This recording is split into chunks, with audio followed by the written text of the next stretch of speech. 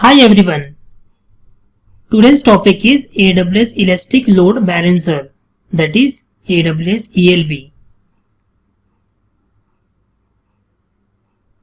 So the agenda of this tutorial is overview of Amazon ELB, introduction to Amazon ELB, how load balancer work, concept of elastic load balancer, features of elastic load balancing, types of elastic load balancer, listeners, targets, limits of ELB, and demonstration of elastic load balancer. So let's move to the first topic, overview of Amazon ELB. So what is ELB? Elastic load balancing automatically distributes your incoming application traffic across multiple targets such as EC2 instances. It monitors the health of registered targets and routes the traffic only to the healthy targets. Elastic load balancing supports three types of load balancers: application load balancer, network load balancers, and classic load balancers. The load balancer serves as a single point of contact for clients, which increases the availability for your application. You can add and remove instances from your load balancer as you need change, without disrupting the overall flow of requests to your application. Elastic load balancing scales your load balancer as traffic to your application changes over time and can scale to the vast majority of workloads automatically. You can configure health checks, which are used to monitor the health of the register instance, so that the load balancer can send requests only to the healthy instances. You can also offload the work of encryption and decryption to your load balancer so that your instance can focus on their main work.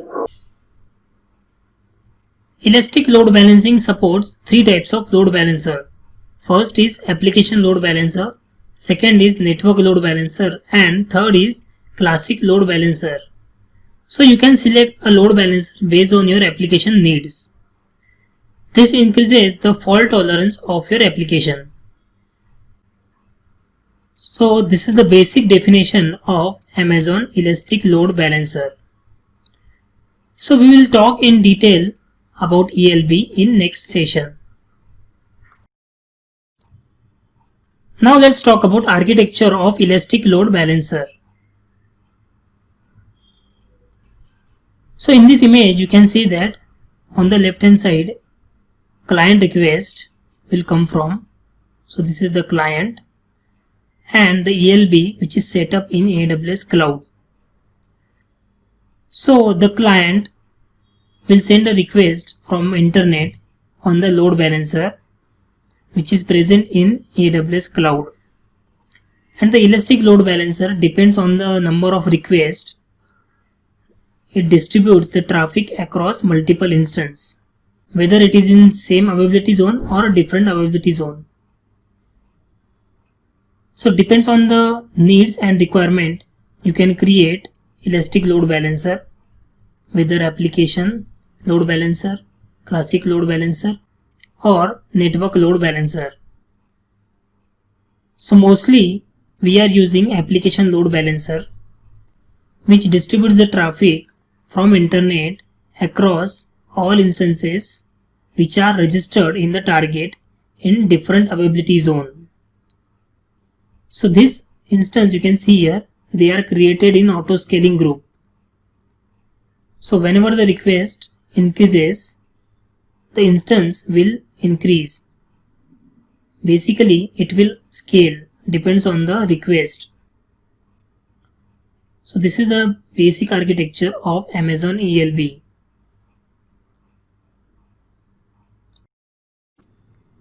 Now let's talk about features of Elastic Load Balancer. So first feature of Elastic Load Balancer is high availability. Elastic load balancing automatically distributes traffic across multiple targets, that is Amazon EC2 instances, containers, and IP addresses in a single availability zone or multiple availability zones. Second feature is health checks. Elastic load balancing can detect unhealthy target and stop sending traffic to them, and then spread the load across the remaining healthy targets. Third is security features. You can use Amazon Virtual Private Cloud, that is Amazon VPC, to create and manage security groups associated with the load balancer to provide additional networking and security options. You can also create an internal load balancer. Fourth feature is operational monitoring. Elastic load balancing provides integration with Amazon CloudWatch metrics and request tracing in order to monitor performance of your application in real time. So these are the features of elastic load balancing. Now let's talk about how elastic load balancing works. A load balancer accepts the incoming traffic from the clients and routes requests to its registered targets, such as Amazon EC2 instances, in one or more availability zones. The load balancer also monitors the health of its registered targets and ensures that it routes traffic only to the healthy targets. When the load balancer detects an unhealthy target, it stops routing traffic to that target and then resumes the routing traffic to that target when it detects that the target is healthy again. You configure your load balancer to accept incoming traffic by specifying one or more listeners. A listener is a process that checks for connection request.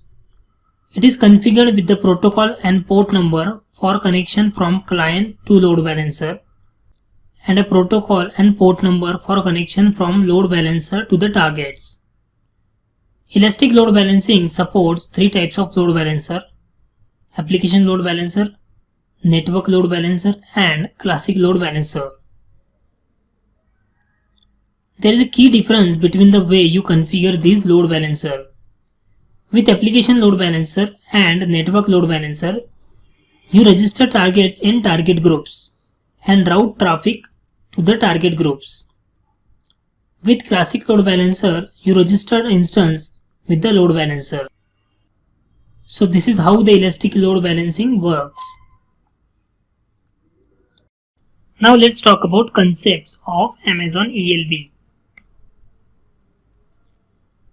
First is availability zones and load balancer nodes.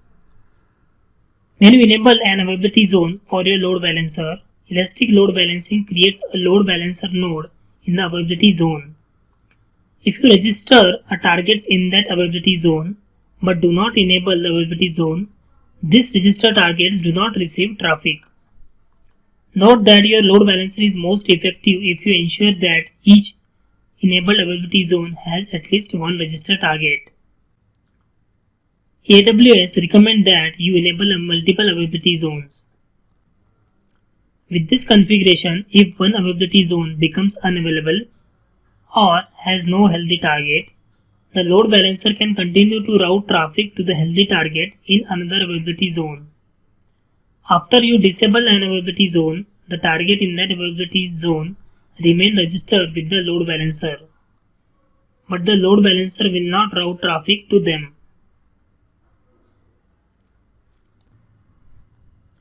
Now let's talk about cross-zone load balancing. If the nodes for a load balancer can distribute requests regardless of availability zone, this is known as cross-zone load balancing. With cross-zone load balancing, the load balancer distributes the traffic evenly across all registered targets in all availability zones. Otherwise, each load balancer node distributes the traffic only to the registered targets in its availability zone. For example, suppose that you have 10 instances in US West 2A and 2 instances in US West 2B. With cross-zone load balancing, the load balancer distributes incoming requests evenly across all 12 instances. Otherwise, the 2 instances in US West 2B serve the same amount of traffic as 10 instances in US West 2A. With application load balancer, cross-zone load balancing is always enabled.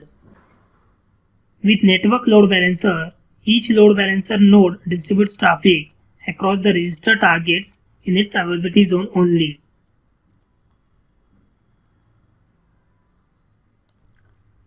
Now let's talk about request routing.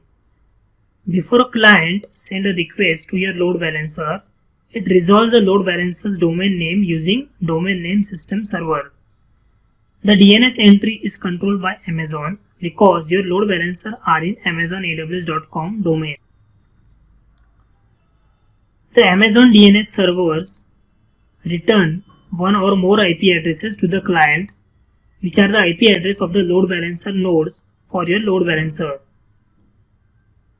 As traffic to your application changes over time, Elastic Load Balancing scales your load balancer and updates the DNS entry. Note that the DNS entry also specifies the time to live as 60 seconds, which ensures that the IP addresses can be remapped quickly in response to changing traffic. The client determines which IP address to use to send requests to the load balancer. The load balancer node that receives the request selects the healthy targets and sends the request to the target using its private IP address.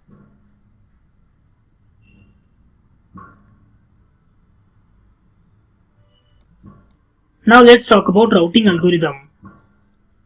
With application load balancer, the load balancer node that receives the request evaluates the listener rules in priority order to determine which rule to apply and then selects the target from the target group for the rule action using round robin algorithm. Routing is performed independently for each target group even when the target is registered with multiple target groups. With network load balancer, the load balancer node that receives the connection selects the target from the target group for a default rule using flow hash routing algorithm. And last is with classic load balancer, the load balancer node that receives the request selects a register instance using round robin algorithm for TCP listeners and the least outstanding request routing algorithm for HTTP and HTTPS listeners. So these are the basic concepts of Amazon ELB. Now let's talk about concepts of load balancer scheme. When you create a load balancer, you must choose whether to make it an internal load balancer or internet facing load balancer. Note that when you create a classic load balancer in EC2 Classic, it must be an internet facing load balancer. The nodes of an internet facing load balancer have public IP address. The DNS name of internet facing load balancer is publicly resolvable to public IP address of the nodes. Therefore, internet facing load balancer can route requests from client over the internet. The nodes of an internal load balancer have only private IP addresses. The DNS name of an internal load balancer is publicly resolvable to private IP address of the nodes. Therefore, internal load balancers can only route requests from client with access to the VPC for the load balancer. Note that both internet facing and internal load balancer route requests to your targets using private IP addresses. Therefore, your targets do not need public IP addresses to receive requests from internal or internet facing load balancer. If your application has multiple tiers, for example web servers that must be connected to the internet and database server that are only connected to the web server, you can design an architecture that uses both internal and internet facing load balancers. So create an internet facing load balancer and register the web servers with it. Create an internal load balancer and register the database server with it. The web server receives the request from the internet-facing load balancer and send request for the database server to the internal load balancer. The database server receives the request from internal load balancer. So this is the load balancer scheme. Now let's talk about the architecture of both internet and internal load balancer. So first is internet facing load balancer. So as you can see here, there are three computers. So you can say as the client or the request which come from, and this is the AWS infrastructure. And in the AWS infrastructure, we have a two availability zone A and availability zone B. So in availability zone A, we have one subnet. In that subnet, 3 instances are running. In availability zone B, we have one subnet. There also we have 3 instances are running. So both the subnets are connected to the load balancer. Here you can see that they are connected to the load balancer. And whatever request will come from the client or internet, it routes through the load balancer. This is nothing but internet facing load balancer. Whatever the request will come from client or internet, it routes through the load balancer. So load balancer is the single point of contact for the client or the request which will come from internet. So load balancer will distribute the request across multiple availability zone. Here you can see that the load balancer is distributing the traffic across multiple instances in different availability zone. Now let's talk about the architecture of internal facing load balancer. So here you can see that this is the AWS infrastructure. And in that AWS infrastructure, we have a two availability zone, zone A and zone B. So in that we have, in one availability zone, we have one public subnet and one private subnet. So same for availability zone B, we have public subnet and private subnet.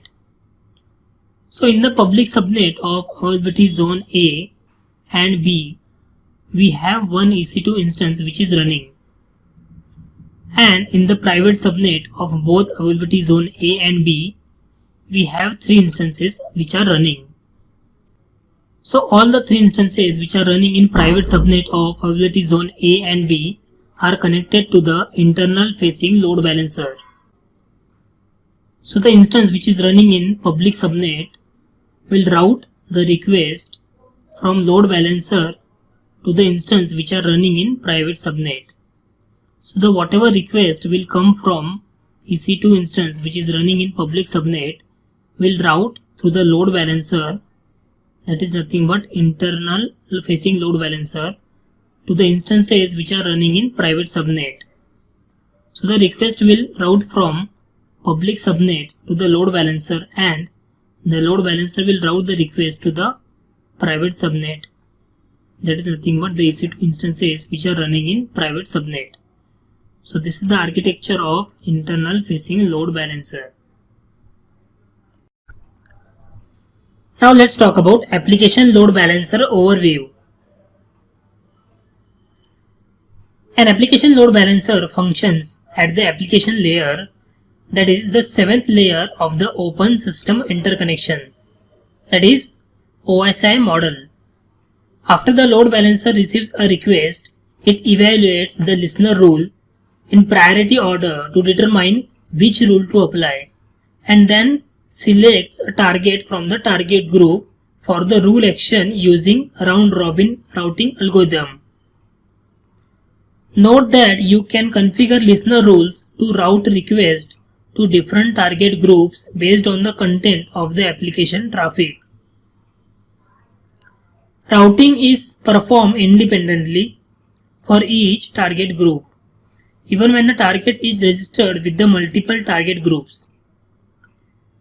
The load balancer distributes the incoming application traffic across multiple targets such as EC2 instances in multiple availability zone. This increases the fault tolerance of your application. Elastic load balancing detects the unhealthy targets and routes the traffic only to the healthy targets. The load balancer serves as a single point of contact for the clients. This increases the availability of your application. You can add and remove targets from your load balancer as your need change without disrupting the overall flow of requests to your application. Elastic load balancing scales your load balancer as traffic to your application changes over time. Elastic load balancing can scale to the vast majority of workloads automatically. So you can configure health checks which are used to monitor the health of the register targets so that load balancer can send requests only to the healthy targets. So this is the overview of application load balancer. We will talk the application load balancer in detail at the time of practical demonstration. Now let's talk about components of application load balancer.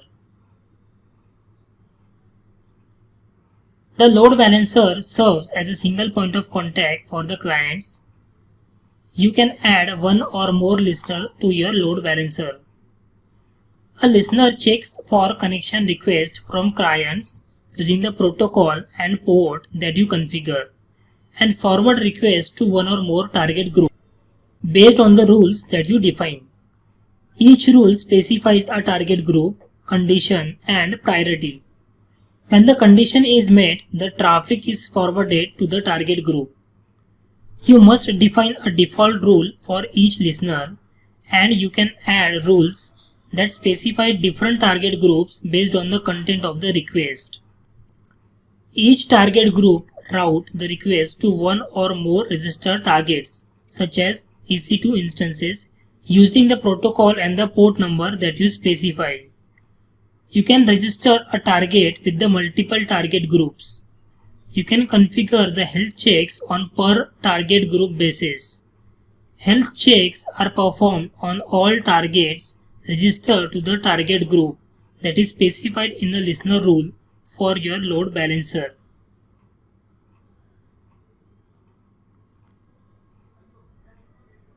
The following diagram illustrates the basic components. Notice that each listener contains a default rule and one listener contains another rule that routes a request to a different target group. One target is registered with two target groups.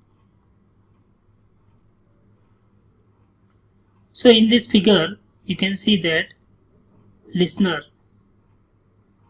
and in that listener we have to give the rule. So at the time of creating a load balancer, we have to give the listener and the protocol. So we will see this practically. Here you can see that there is target group, and for one target group we have to give health checks. And in that target group we have two targets. On the right hand side you can see that there are two target group, and you can give one target in both of the target group or single target in one target group, but it has only one health check per target group. So let's see this practically. Go to the AWS Management Console. Here you can see that the services are divided into different categories. So you can see here EC2 in the compute section. Click on EC2.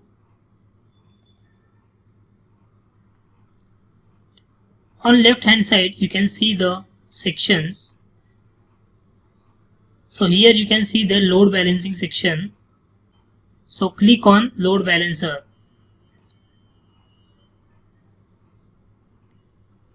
So as you can see here the list of load balancer which are already created for this account. So now how to create a load balancer? So click on create load balancer. So basically Elastic Load Balancer supports three types of load balancer. You can see here, first is application load balancer, second is network load balancer, and third is classic load balancer. So choose the load balancer type depends on your needs and requirement. So for now I am selecting the application load balancer. So click on create. Now you have to configure your load balancer. So you have to give the basic configuration like your name of the load balancer and the scheme, basically internet facing or internal facing, and you have to give the IP address type, whether it is IPv4 or dual stack. So right now I am giving IPv4 address, and here you can see that listeners. A listener is a process that checks for connection request using the protocol and port that you configure. So right now I am selecting both the protocol HTTP and HTTPS. So here you can see that these are the port for HTTP and HTTPS. So like that you can add 2 listener per load balancer.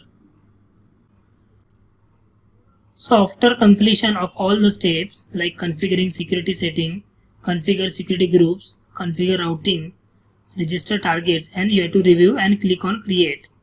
So it will create a load balancer for you. Now we will see what is target group. So you have to create a target group which will attach at the time of creating load balancer. So let's create a target group. Click on create target group. So your load balancer routes the request to the target in the target group using protocol and port that you specify, and performs health checks on the target using the health check setting that you specify. So for that you have to give the target group name and protocol and port number and target type, whether it is instance or IP, and you have to specify the VPC, and you have to give the health check settings, for example protocol and path. So after that you can click on create. So after creating the target group, you can check the details of the target group like your description, and here you can see the register targets for which instance it is registered, and you can check the health checks, you can check the monitoring, and you can add the tags also. So this is the practical demonstration of what is listener and how to create a target group and attach to the load balancer.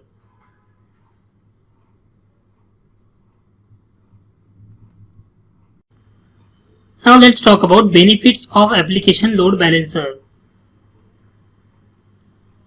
First benefit is application load balancer support for path-based routing.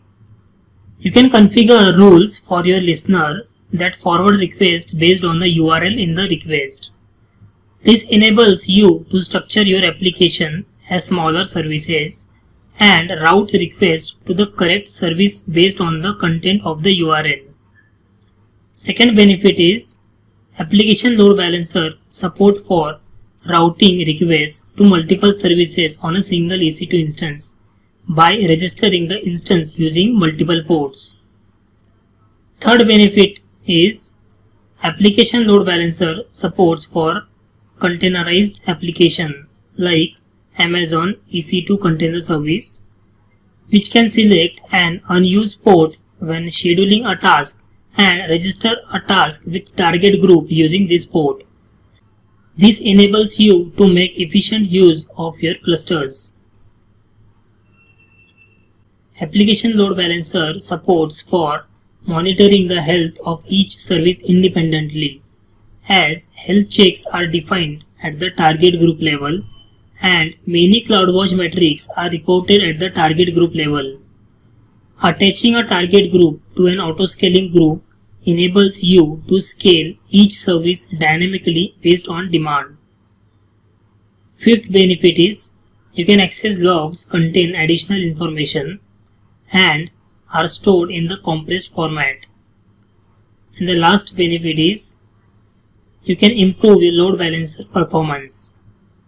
So these all are the benefits of the application load balancer. Now let's talk about getting started with application load balancer. This tutorial provides a hands-on introduction to application load balancer through the AWS Management Console, a web-based interface. To create your first application load balancer, you have to complete the following steps. Step number 1 is select a load balancer. Step number 1, select a load balancer type. Step number 2, configure your load balancer and listener. Step number 3, configure a security group for your load balancer. Step number 4, configure your target group. Step number 5, register targets with your target group. Step number 6, create and test your load balancer. And step number 7, delete your load balancer. So let's see all the steps practically on AWS Management Console. So let's go to the AWS Management Console. So here you can see that in compute section EC2. So click on EC2.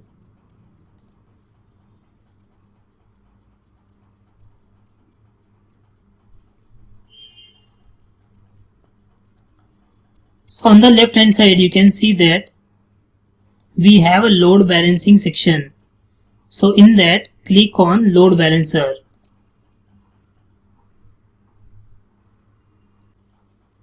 There are some load balancer which are running in this account.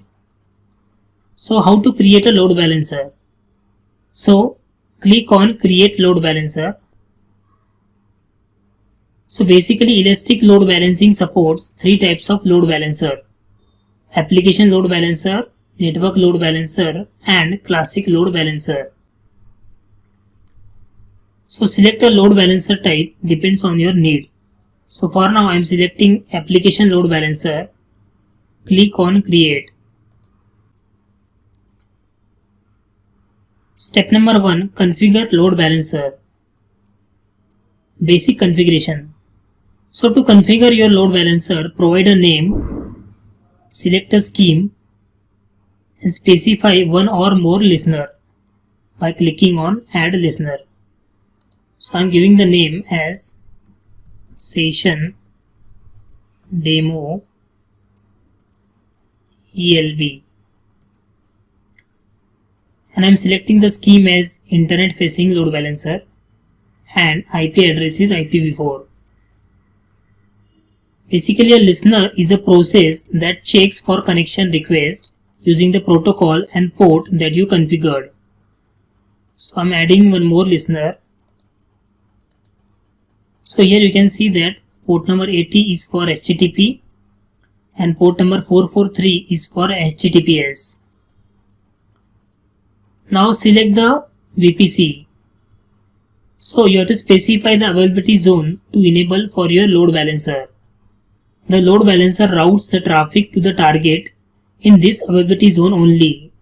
You can specify only one subnet per availability zone. You must specify subnet from at least 2 availability zones to increase the availability of your load balancer. So for this session I have one VPC which is already created, and in that VPC I have 2 subnets in different availability zone. Here you can see that US East 1A and US East 1D. So I am selecting both the subnets and you can attach the tags also.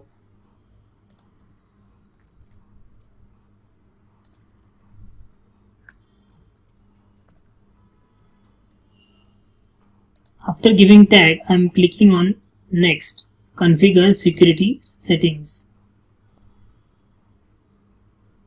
So step number 2 is configure security settings. AWS Certificate Manager, that is ACM, is a preferred tool to provision and store certificates. If you previously stored a server certificate using IAM, you can deploy it to your load balancer. So you have to select the certificate type. So you can select the certificate from ACM, or you can upload the certificate to ACM, or you can choose the certificate from IAM, or you can upload a certificate to an IAM. For now I am selecting this option, a certificate from IAM. So I am giving the certificate name as example and this unique ID. Now select the security policy. For now I am selecting this policy and click on configure security groups. Now step number 3 is configure security groups.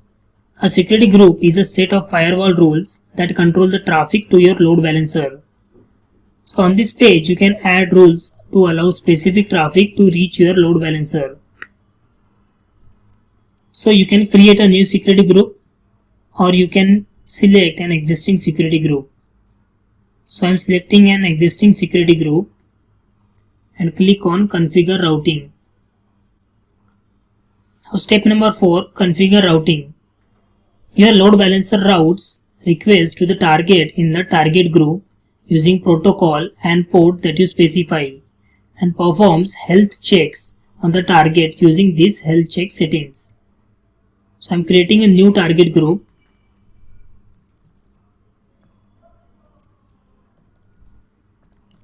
Give the name and select the protocol. For now I am selecting HTTP, and port and target type. So for which target type you want to launch Elastic Load Balancer. Now health check. So you can give the protocol and path. So you can give advanced health check settings also by clicking on this.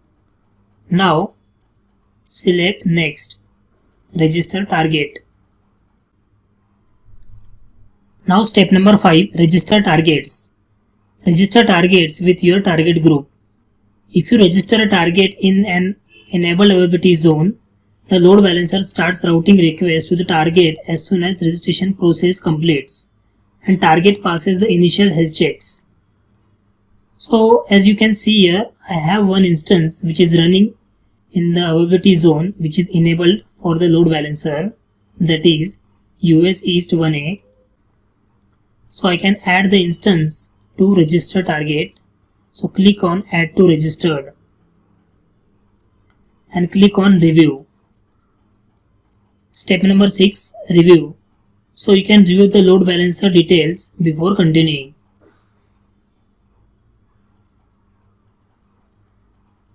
And click on create.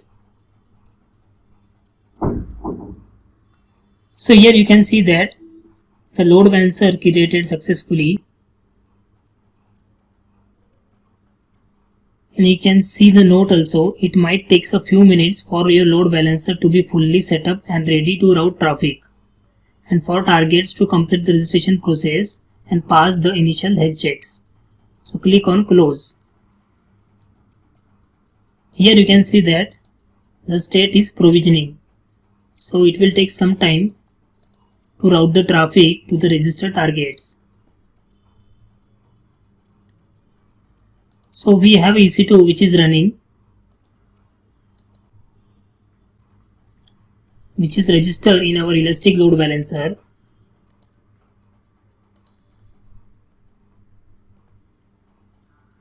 So here you can see that this sample ELB test demo which is running. So we can connect to this instance and we can install a Nginx server. Open the SSH client, give the IP address and select the key which is attached to your instance and click on open. Give the username. I am giving EC2 user. So now I am successfully connected to my Linux instance which is there in AWS Cloud.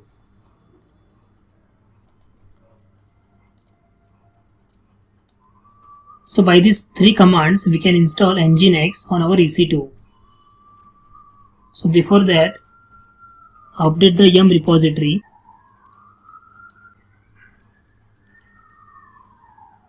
So basically yum repository update all the packages which are installed in our EC2.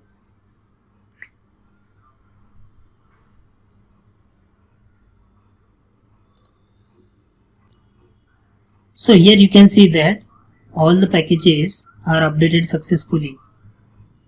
Now install the Nginx. So the command is sudo yum install nginx-y.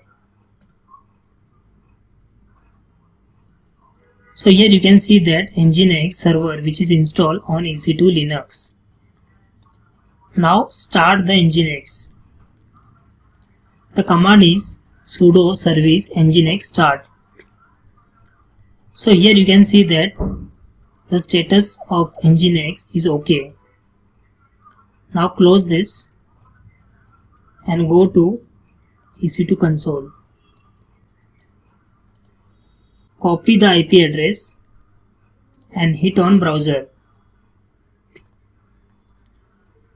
So if you can see that Nginx is installed successfully on Amazon Linux. Welcome to Nginx on Amazon Linux AMI. Now let's go to the ELB. So here you can see that this is the DNS name of ELB. Copy that and paste it on browser. So you can see that we are able to access the EC2 instance from ELB. So this is the ELB endpoint. After hitting this ELB endpoint, the request is going to the EC2 instance, that is this IP where we have installed Nginx. So you can see this is the ELB endpoint. So after hitting this endpoint on browser, we are able to access the EC2 which is created, which is registered in the target group.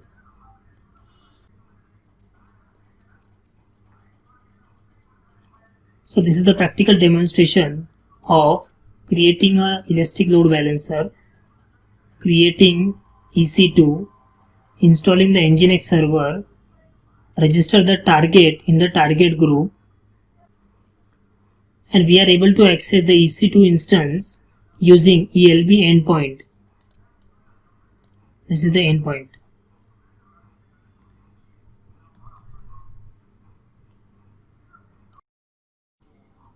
Now let's talk about description of application load balancer. A load balancer serves as a single point of contact for the clients. Clients send requests to the load balancer and the load balancer sends them to the target such as EC2 instances in 2 or more availability zone.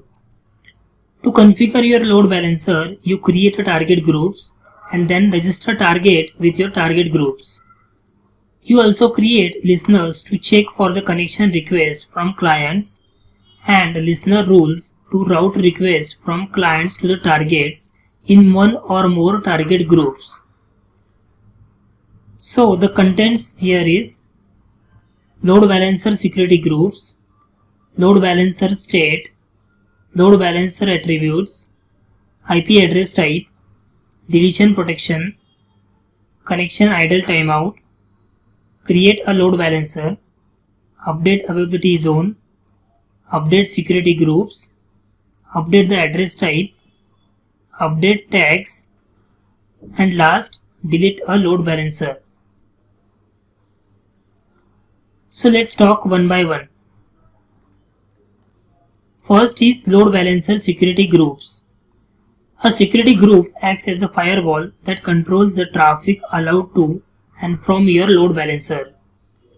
You can choose the ports and protocols to allow for both inbound and outbound traffic.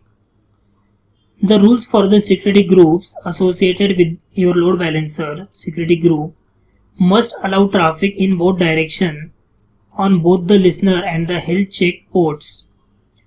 Whenever you add a listener to the load balancer or update the health check port for a target group, you must review your security group rules to ensure that they allow traffic on new port in both directions.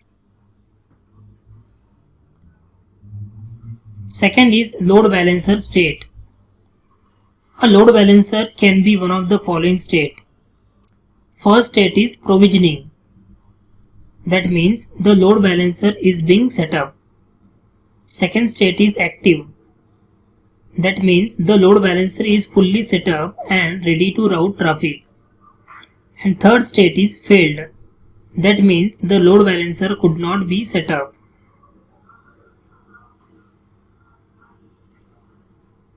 Now third is load balancer attributes. The following are the load balancer attributes. First attribute is access logs.s3.enabled, which indicates whether access logs stored in Amazon S3 are enabled. Second is access logs.s3.bucket, which shows the name of the S3 bucket for access logs. Third is access logs.s3.prefix, the prefix for the location in the S3 bucket. If you don't specify a prefix, the access logs are stored in the root of the bucket. Fourth is deletion protection.enabled, which indicates whether deletion protection is enabled. And fifth attribute is idle timeout.timeout seconds, which shows the idle timeout value in seconds. The default is 60 seconds. Now let's talk about IP address type. You can set the IP address type of your internet facing load balancer when you create it or after it is active. Note that internal load balancer must use IPv4 addresses. The following are the load balancer IP address types. First is IPv4 address.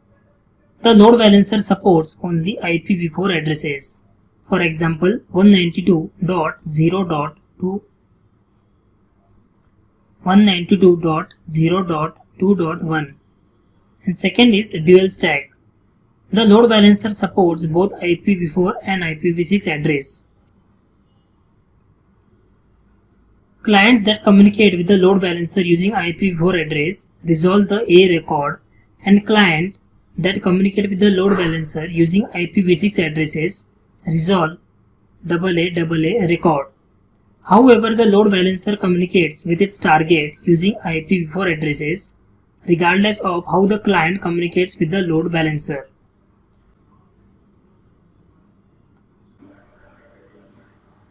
Now let's talk about deletion protection.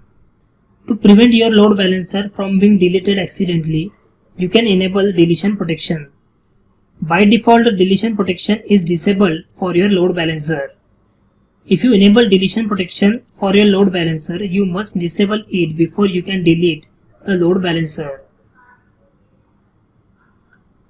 Now let's talk about connection idle timeout. For each request that a client makes to the load balancer maintains two connections. A front-end connection is between a client and a load balancer, and a back-end connection is between load balancer and a target. For each front-end connection, the load balancer manages an idle timeout that is triggered when no data is sent over connection for a specified time period. If no data has been sent or received by the time that the idle timeout period elapses, the load balancer closes the front-end connection. By default, Elastic Load Balancing sets the idle timeout value to 60 seconds. Therefore, if the target does not send some data at least every 60 seconds while the request is in flight, the load balancer can close the front-end connection.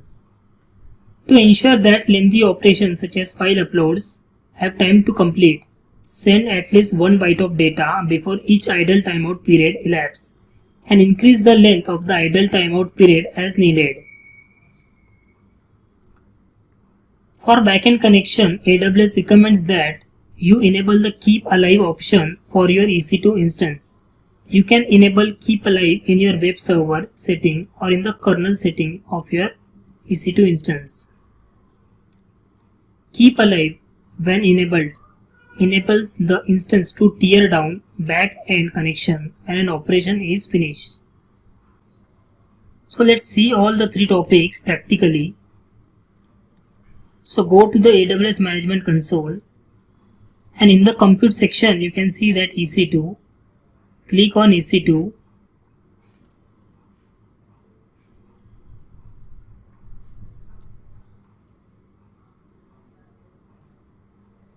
On the left hand side you can see that different sections are there. So select the load balancing section, and that click on load balancer. So as you can see here, the number of load balancer which are running. For this demonstration purpose, I have created one elastic load balancer. I am selecting that load balancer. So select the load balancer, go to action, and you can click on edit IP address type.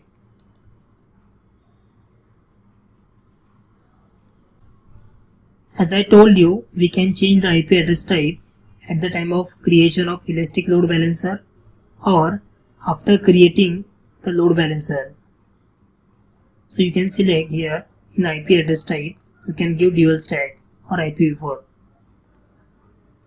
So like that you can change the IP address type. Now how to enable the deletion protection for elastic load balancer. So click on elastic load balancer and click on description.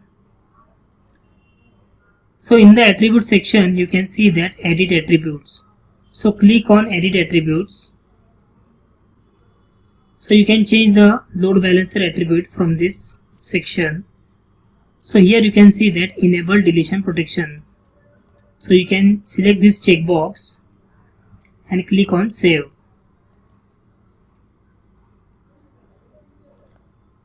So same way, for example, you want to change the idle timeout. So you can click on edit attributes and give the idle timeout. It should be in the range of 1 to 4000. So right now I am giving 1000 and click on save.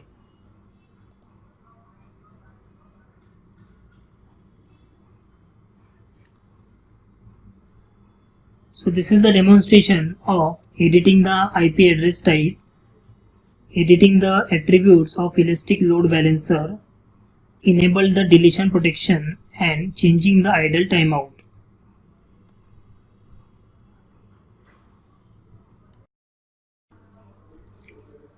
Now let's talk about create an application load balancer using AWS Management Console. A load balancer takes requests from clients and distributes them across targets in a target group.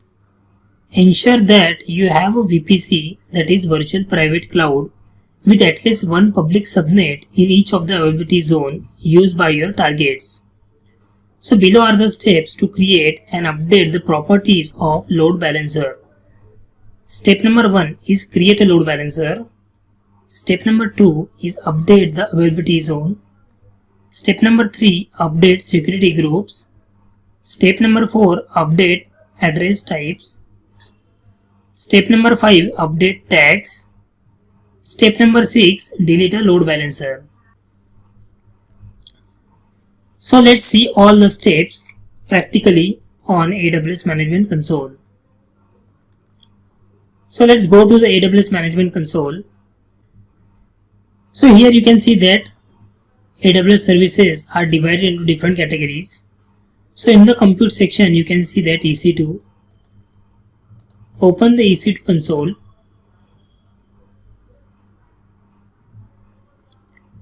So on the left hand side you can see that different sections.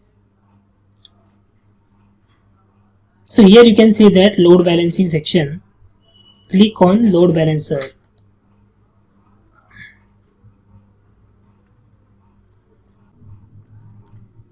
So here you can see that the list of load balancer which are already created in this account. So let's create a load balancer. Click on create load balancer. Basically, Elastic Load Balancer supports three types of load balancer.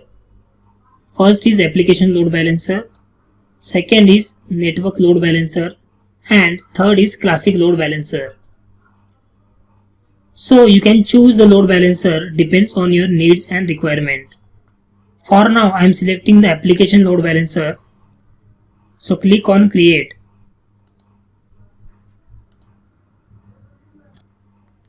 Step number 1. Configure load balancer. To configure your load balancer, provide a name, scheme, specify one or more listeners, and a select network. The default configuration is an internet-facing load balancer in the selected network with a listener that receives HTTP traffic on port 80. So for now I am giving the name as session demo-elb, and I am selecting the scheme as internet-facing, IP address type as IPv4. Now giving the listener. So what is mean by listener? A listener is a process that checks for connection request using the protocol and port that you configure. So here I am giving load balancer protocol as HTTPS. This is the port number for HTTPS. Now select the availability zone. So specify the availability zone to enable your load balancer. The load balancer routes the traffic to the target in this availability zone only. You can specify only one subnet per availability zone. You must specify subnets from at least 2 availability zones to increase the availability of your load balancer. So I am selecting the VPC. So in that VPC, I have 2 subnets which are created in different availability zone. So I am selecting both the subnet, and you can give the tag also. You can apply tags to your load balancer to help organize and identify them.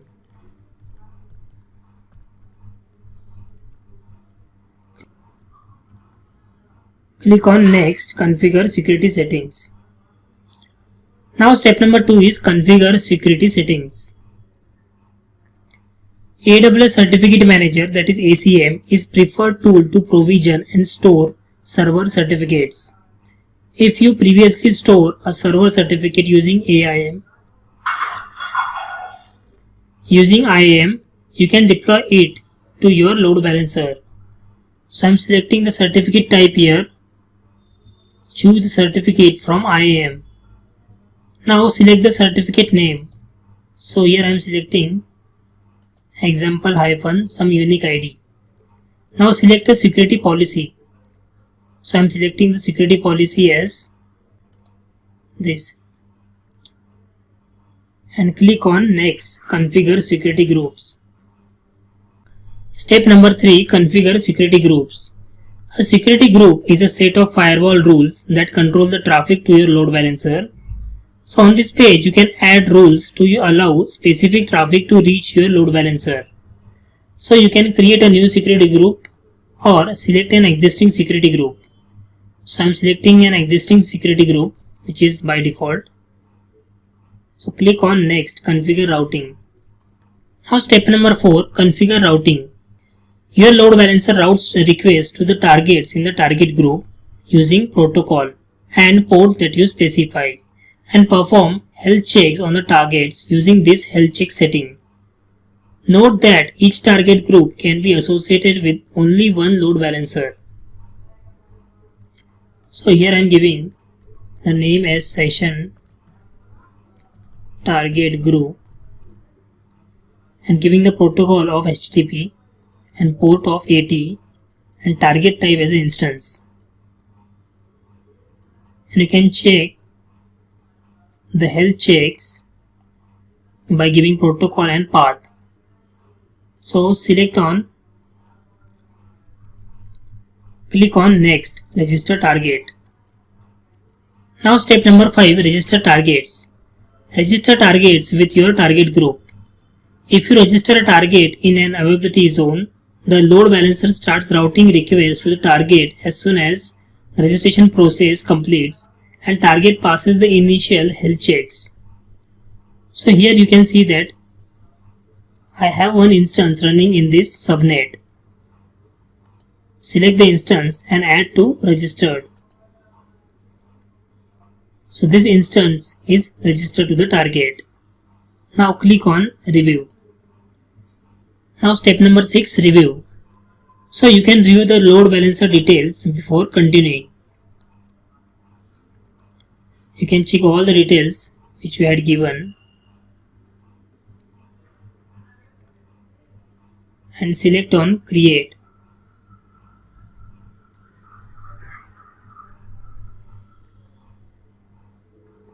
So here you can see that the session demo ELB was created successfully. They are showing some note. Note is, it might take few minutes for your load balancer to be fully set up and ready to route traffic, and for the target to complete the registration process and pass the initial health checks. Click on close. So this is the Elastic Load Balancer which we created, and here you can see that the DNS name of the Elastic Load Balancer, and here you can see the state of the Elastic Load Balancer provisioning.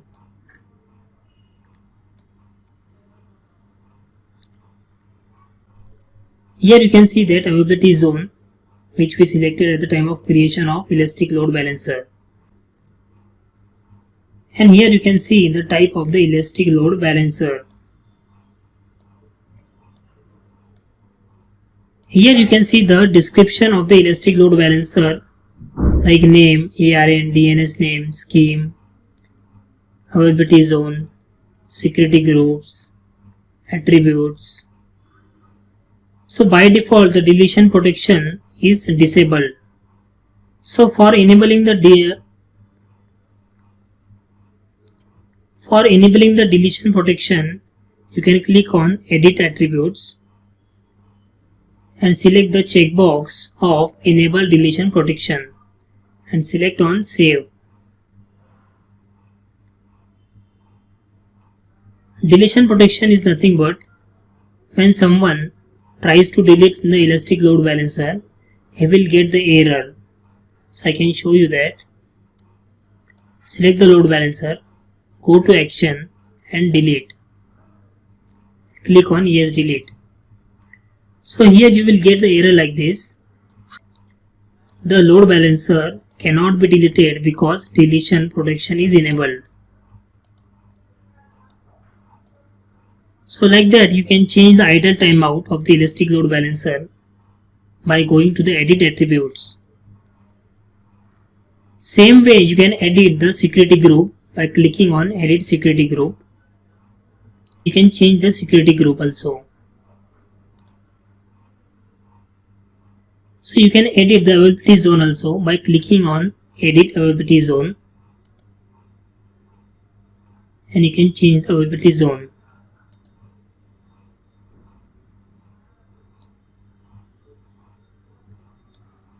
Now here you can see that the state column which shows it is active. Now Elastic Load Balancer is active now.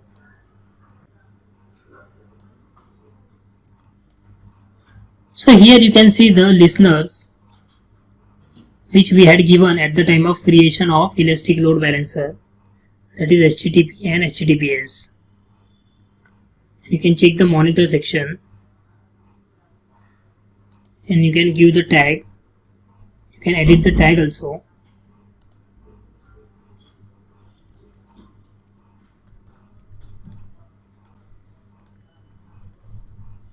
And you can save. This is the practical demonstration of creating Elastic Load Balancer, editing the availability zone, editing the security group, editing the attributes of Elastic Load Balancer, and last is deletion of Elastic Load Balancer. For deleting the load balancer, first we have to disable the deletion protection by clicking on edit attributes, uncheck the box of enable deletion protection and click on save. Now select the Elastic Load Balancer, go to action and click on delete and click on yes, delete.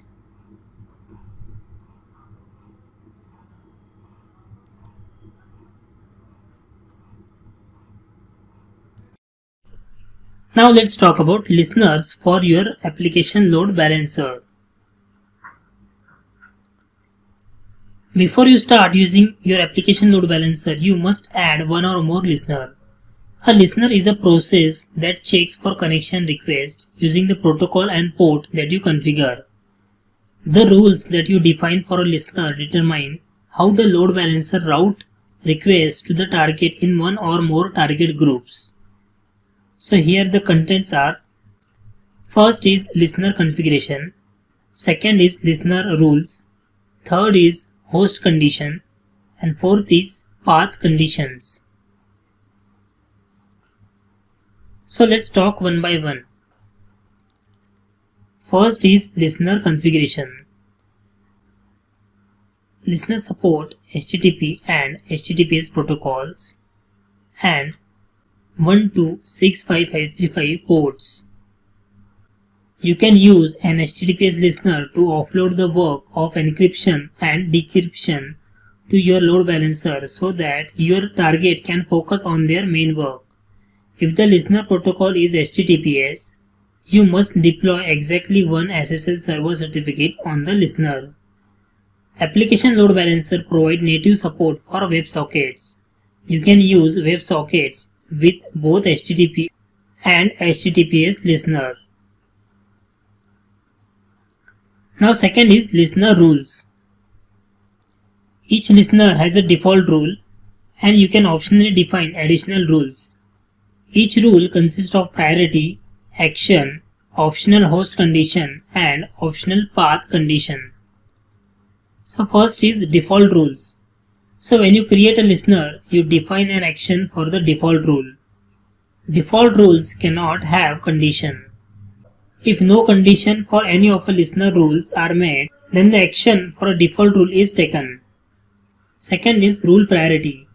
Each rule has a priority. Rules are evaluated in priority order from the lowest value to the highest value. The default rule has lowest priority. You can change the priorities of the non-default rules at any time. Third is rule action. Each rule action has a type and a target group. Currently, the only supported type is forward, which forwards the request to the target group. You can change the target group for rule at any time.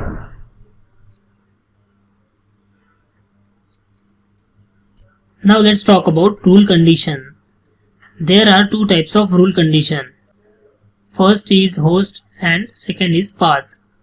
When the condition for a rule are met, then its action is taken. So first is host condition. You can use host condition to define rules that forward requests to different target groups based on the host name in the host header. This enables you to support multiple domains using single load balancer. Each host condition has one host name. If the host name in the host header matches the host name in a listener rule exactly, the request is routed using that rule. A host name is case insensitive, can be up to 128 characters in length and can contain any of the following characters. Note that you can include up to 3 wildcard characters. Example of the hostname are example.com, test.example.com and star.example.com. Now second rule condition is path condition. So you can use path condition to define rules that forward requests to different target groups based on URL in the request. Each path condition has one path pattern. If the URL in a request matches the path pattern in a listener rule exactly, the request is routed using that rule. A path pattern is case sensitive, can be up to 128 characters in length, and can contain any of the following characters. Note that you can include up to 3 wildcard characters. So example of path pattern is /image/star and /js/star. So we have discussed 4 points.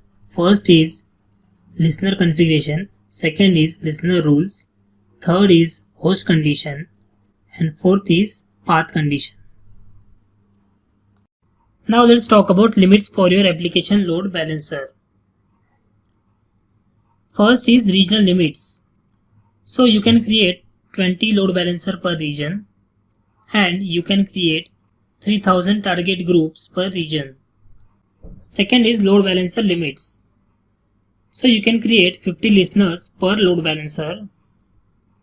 You can create 1000 targets per load balancer. You can create one subnet per availability zone per load balancer. You can create 5 security groups per load balancer.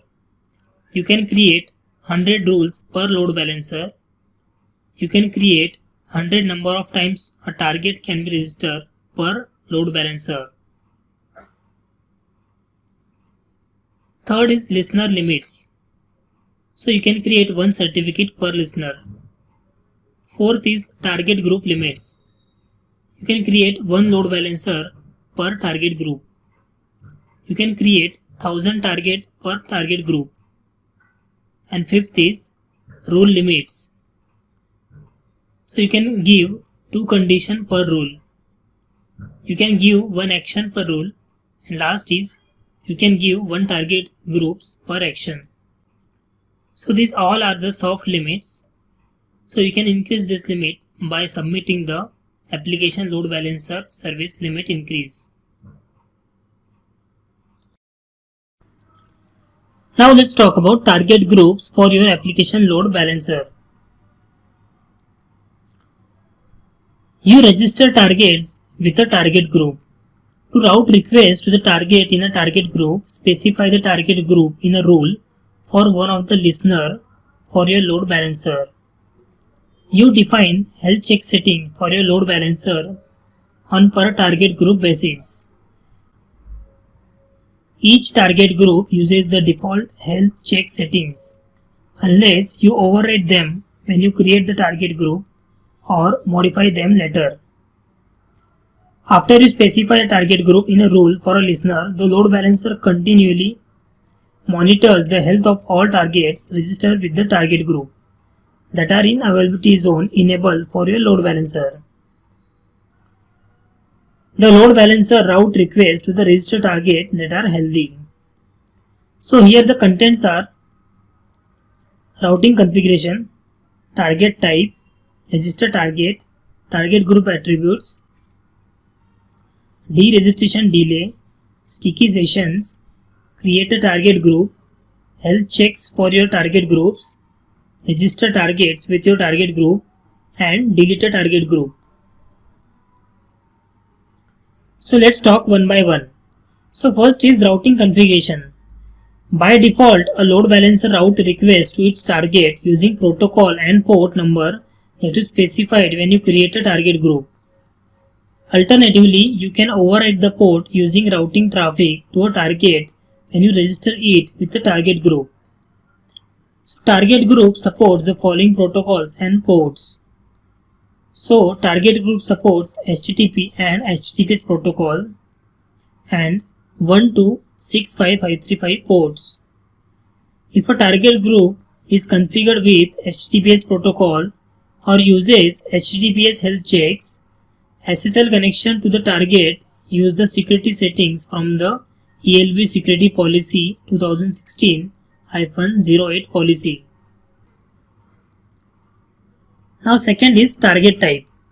When you create a target group, you specify its target type, which determines how you specify its targets. After you create a target group, you cannot change its target type. So basically there are 2 types of target types. First is instance. The target are specified by instance ID. And second is IP. The targets are specified by IP address.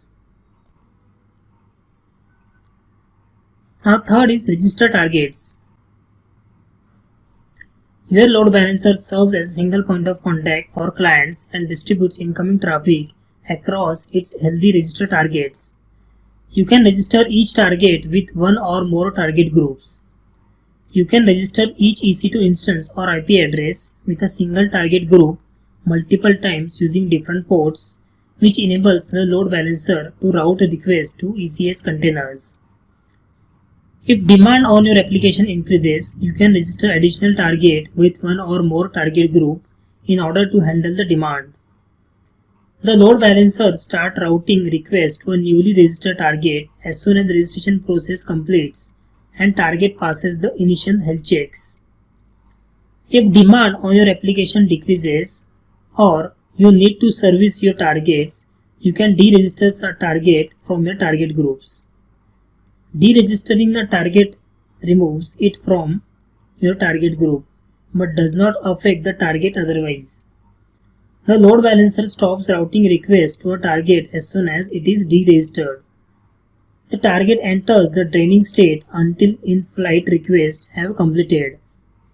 You can register the target with the target group again when you are ready for it to resume receiving requests.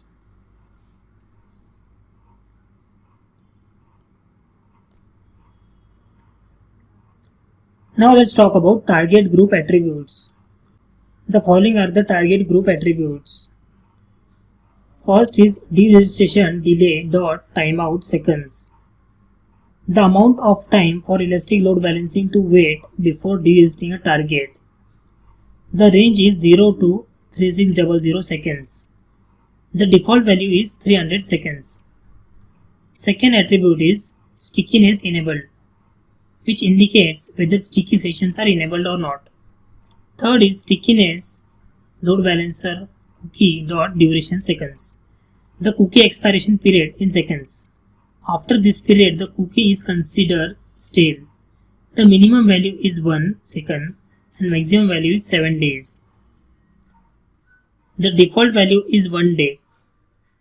Stickiness type, the type of stickiness, the possible value is LB underscore cookie.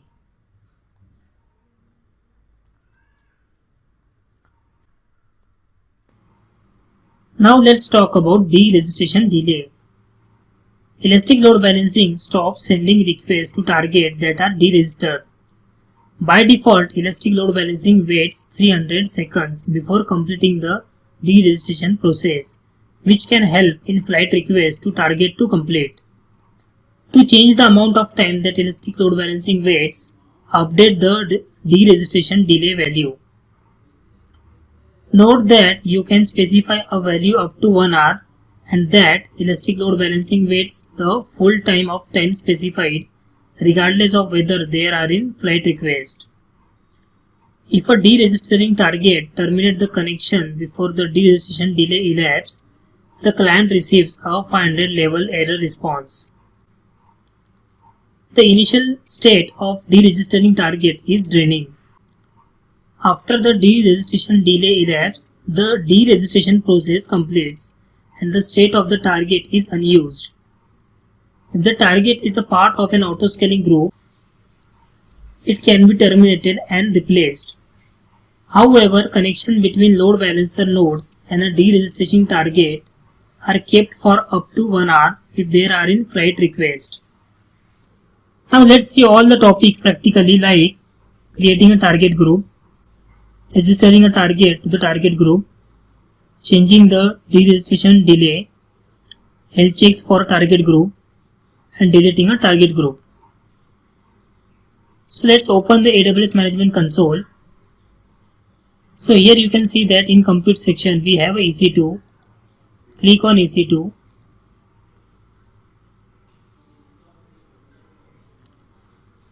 So on the left hand side you can see that different sections of EC2. So in the load balancing section, click on target groups.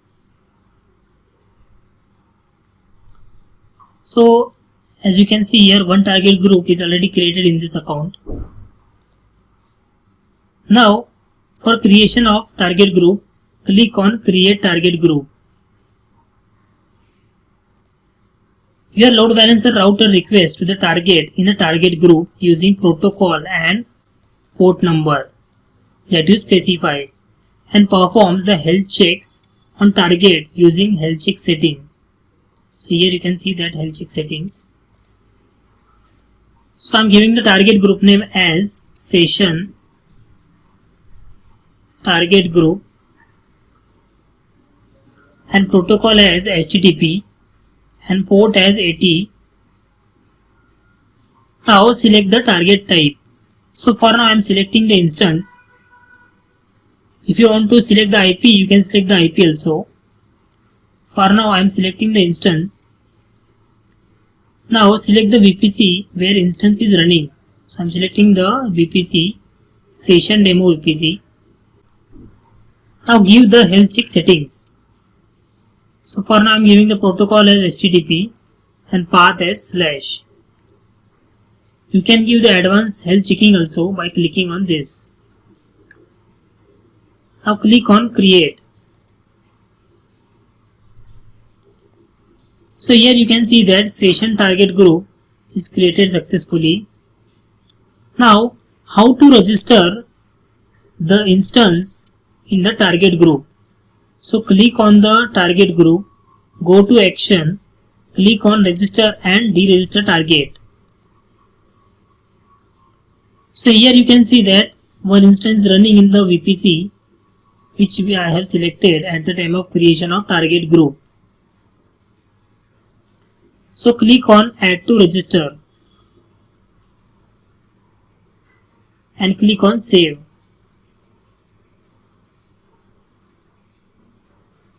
So you can see in the description section the basic configuration of target group like name, ARN, protocol, target type.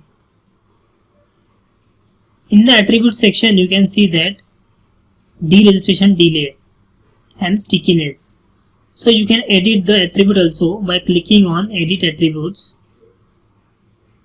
So this is by default 300 seconds. You can change, you can specify a value from 0 to 3600.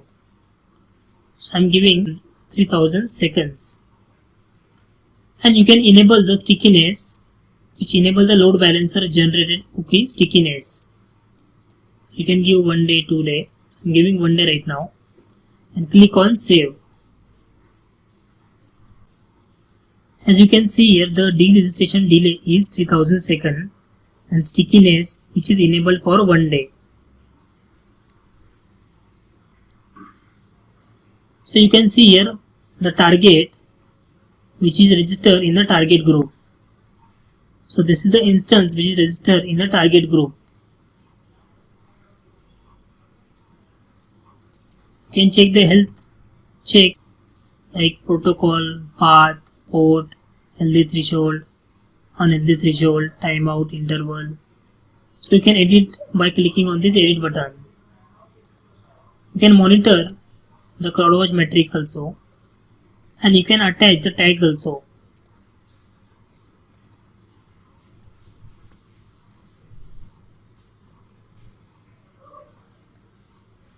So this is the practical demonstration of creating a target group, registering an instance to the target group, editing the attributes of the target group, enabling the stickiness for target group. And for deleting, you can select the target group, go to action and select delete and click on yes. So you can see here the target group is deleted successfully.